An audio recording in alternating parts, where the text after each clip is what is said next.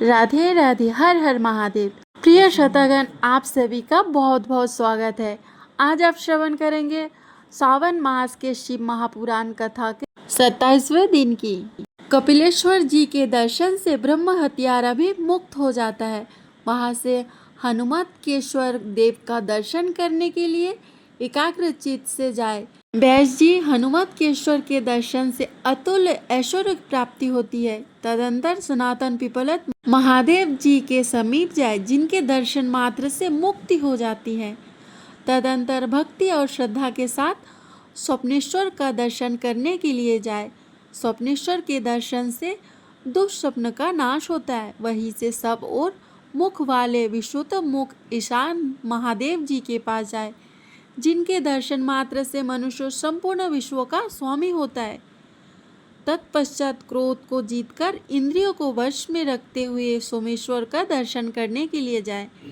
उनके दर्शन से मनुष्य कष्ट, रोग आदि दोषों से मुक्त हो जाता है। व्यास जी, वहाँ से एकाग्रचित होकर मनुष्य विश्व नरेश्वर के समीप जाए। उनके दर्शन से यह लोक में मनुष्य का सदा अभ्युदय होता है। इसके बाद हाथ में बीज पूर्वक धारण करने वाले लकुटीश्वर के समीप जाए। उनके दर्शन से रुद्रत्व प्राप्त होता है। तत्पश्चात गणपेश्वर महादेव जी की सेवा में जाए, जिनके दर्शन मात्र से सब प्रकार की सिद्धियां प्राप्त होती है। वहां से वायुवृद्ध सनातन महाकाल का दर्शन करने के लिए जाए, जहाँ दर्शन से रोग, जरा और व्याधि का सर्वदा अभाव हो जाता है। तदंतर विघ्नों का नाश करने वाले प्राणेश देव के समीप जाए और भक्ति पूर्वक एकाग्रचित हो 100 घोड़ा जल से उनको स्नान करावे।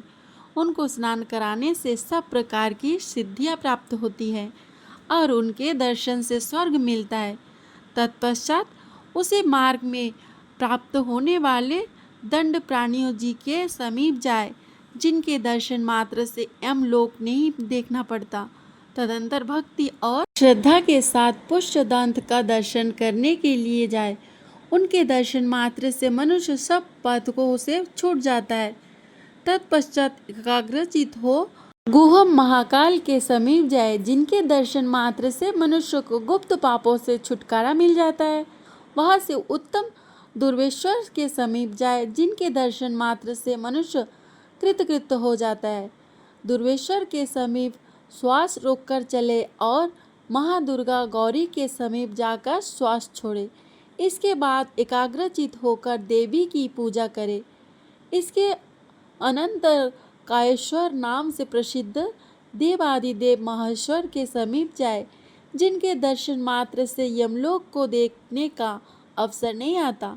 वहां से वधिरेश्वर का दर्शन करने के लिए जाए, जिनके दर्शन मात्र से बहरापन दूर हो जाता है। तत्पश्चात यत्रेश्वर के समीप जाए, जो यत्र के पूर्ण फल को देने वाला है। वहाँ अपने नाम, स्थान और गोत्र का उच्चारण करना चाहिए। यदि नाम का उच्चारण ना करे तो उसकी यात्रा निष्फल होती है। यत्रेश्वर देव के आगे एकाग्रचित होकर बैठे और भक्ति युक्त होकर बार बार नमस्कार करके स्तुति बोले। स्तुति के समाप्त इस प्रकार: महेश्वर, मैंने आप ही की कृपा से यहाँ यात्रा पूरी करके आपके चरणों में समर्पित की हूँ। जगतपते, इस घोर संसार सागर से मेरा उद्धार कीजिए। जो इस विधि से भगवान महाकाल की प्रदक्षिणा करता है, उसे द्वारा 7 दीपों से युक्त समस्त पृथ्वी की परिक्रमा हो जाती है। श्रेष्ठ ब्राह्मण को 2 लाख गौदान करने से जो फल प्राप्त होता है, वही देवादिदेव महाकाल की एक बार प्रदक्षिणा करने से मिल जाता है। महाकाल की प्रदक्षिणा बड़ी भक्ति के साथ करनी चाहिए। पग पग पर अश्वमेध यज्ञ का फल मिलता है। यह मुझसे साक्षात भगवान शंकर ने कहा है।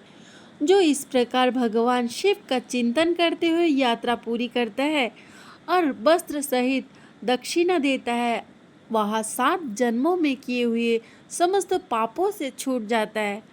इस तरह यात्रा समाप्त करके मनुष्य अपने घर जाए और यात्रा में जो मुख देवता आते हैं, उनकी संख्या के अनुसार 26 श्रेष्ठ ब्राह्मण तथा शिव ध्यान परायण शिव भक्तों को भोजन करावे। फिर वस्त्र सहित दक्षिणा देकर उनसे आशीर्वाद ले उन्हें विदा करे। वृद्ध वर्ग के साथ स्वयं भोजन करे। दोनों अनाथों, दरिद्रों, अंधों और अंग विकल मनुष्यों को भी भोजन करावे। यह सब करने से एकाग्र चित्त वाला मनुष्य माता पिता की 100 पीढ़ियों का उद्धार करके शिव लोक में आनंद का अनुभव करता है।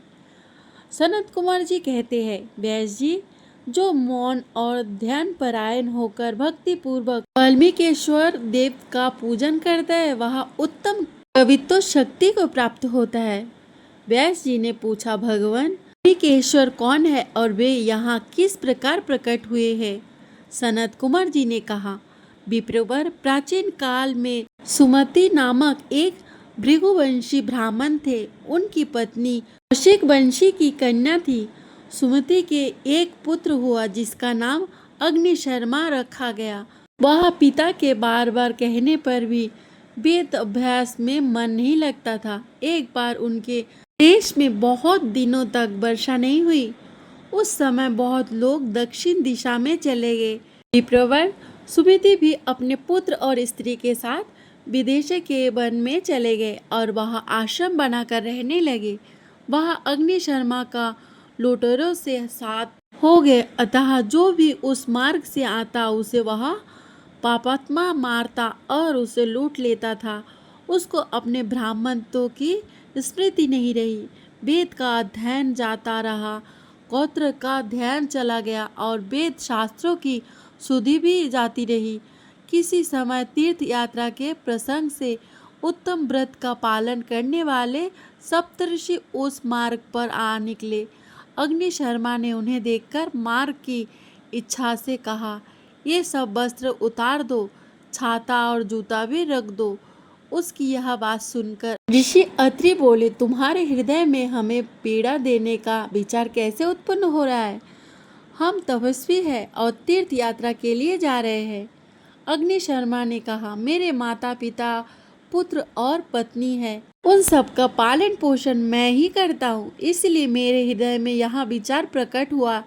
अत्रि बोले, तुम अपने पिता से जाकर पूछो तो सही कि मैं आप लोगों के लिए पाप करता हूँ, यह पाप किसको लगेगा? यदि वे यह पाप करने की आज्ञा ना दे तब तुम व्यर्थ प्राणियों का वध ना करो।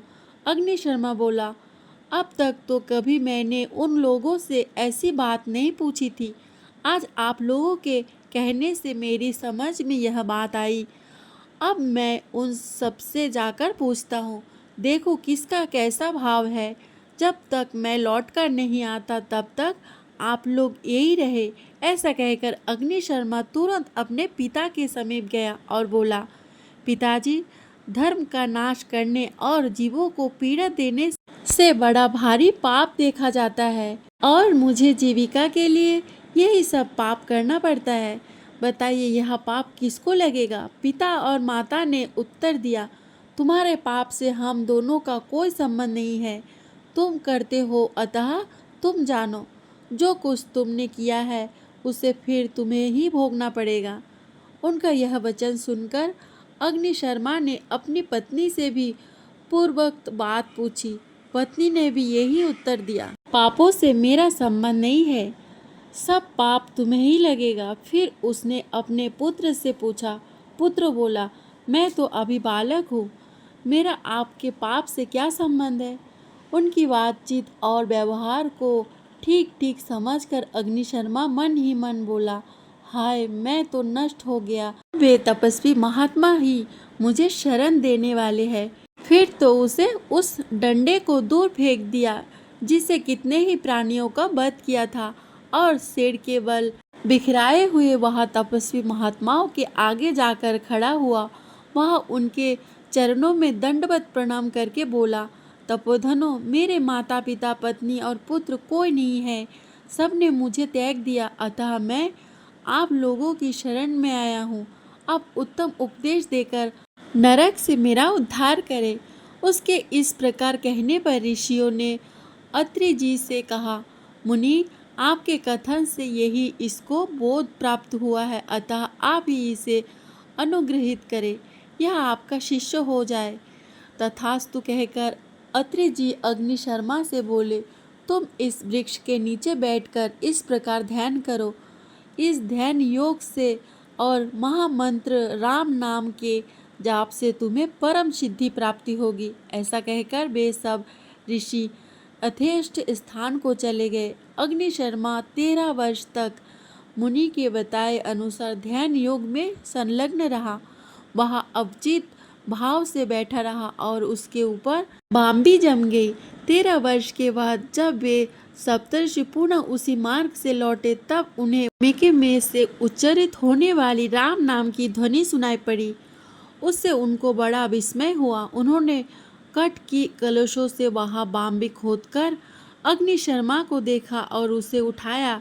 उठकर उसने उन सभी श्रेष्ठ मुनियों को तपस्या के तेज से उद्धसित हो रहे थे प्रणाम किया और इस प्रकार कहा, मुनिवरों, आपके ही प्रसाद से आज मैंने शुभ ज्ञान प्राप्त किया है। मैं पाप में डूब रहा था, आपने मुझ दिन का उद्धार कर दिया। उसकी यह बात सुनकर परम धर्मात्मा सप्तर्षि बोले, वत्स, तुम एकाग्रचित होकर दीर्घकाल तक वाल्मीकि बाम्बी में बैठे रहे हो, अतः इस पृथ्वी पर तुम्हारा नाम वाल्मीकि होगा। यो कहकर वे तपस्वी मुनि अपनी गंतव्य दिशा की ओर चल दिए। उनके चले जाने पर तपस्वियों जनों में श्रेष्ठ वाल्मीकि ने उस स्थली में आकर महादेव जी की आराधना की और उनसे कवित्व शक्ति पाकर एक मनोरम काव्य की रचना की, जिसे रामायण कहते हैं और जो कथा साहित्य में सबसे प्रथम माना गया है। व्यास जी तभी से अवंती में वाल्मीकेश्वर शिव जी की ख्याति हुई, जो मनुष्य को कवित्व शक्ति देने वाले हैं।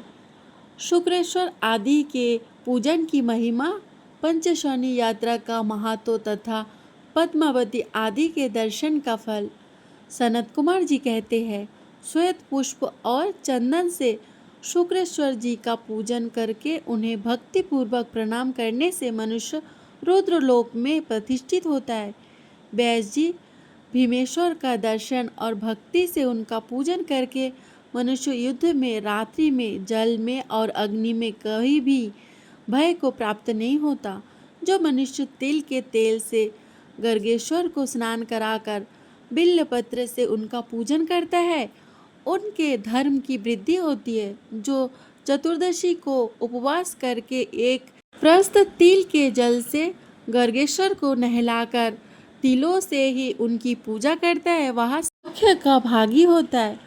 कामेश्वर का कुकुम, चंदन आदि से भली भांति पूजन करके मनुष्य इच्छा अनुसार चलने वाले विमान के द्वारा निसंदेह स्वर्गलोक को जाता है।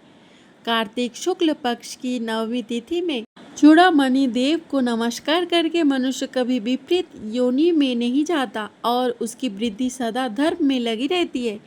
कृष्ण पक्ष की अष्टमी को उपवास करके जो मनुष्य चंडेश्वर जी की पूजा करता है, वह निर्मल लंघन जनित पाप ताप से कभी लिप्त नहीं होता। महादेव जी के इन सब पवित्र तीर्थ की यात्रा करके विशुद्ध चित्त वाला मनुष्य सदा शिव के मनोहर धाम को प्राप्त होता है।